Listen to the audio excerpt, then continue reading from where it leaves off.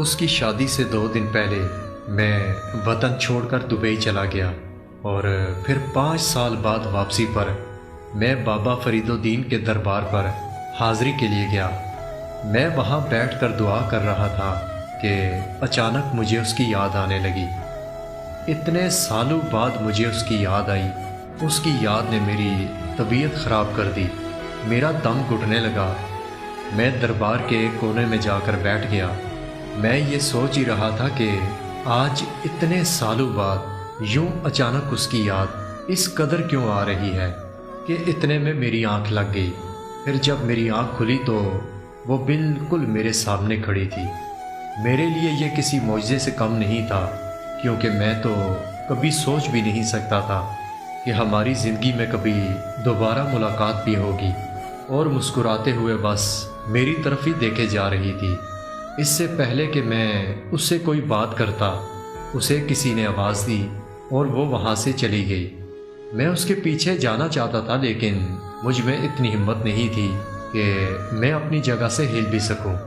ماضی کی جن کڑوی یادوں کو ختم کرنے کے لیے مجھے وطن چھوڑنا پڑا تھا، وہی کڑوی یادیں پھر سے میرے اندر زندہ ہو چکی تھی۔ میرا ہر زخم پھر سے تازہ ہو چکا تھا۔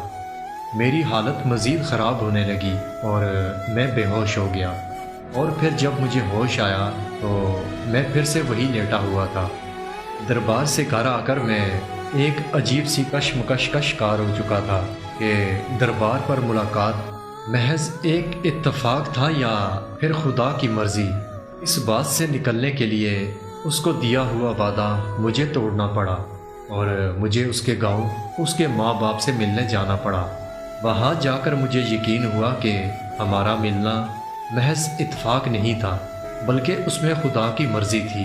اس کے گھر والوں نے بتایا کہ وہ تم سے شادی کرنا چاہتی تھی، لیکن ہم لوگوں نے صاف کہہ دیا تھا کہ خاندان کے باہر شادی نہیں ہو سکتی، اور پھر ہم لوگوں نے اس کی شادی خاندان میں طے کر دی۔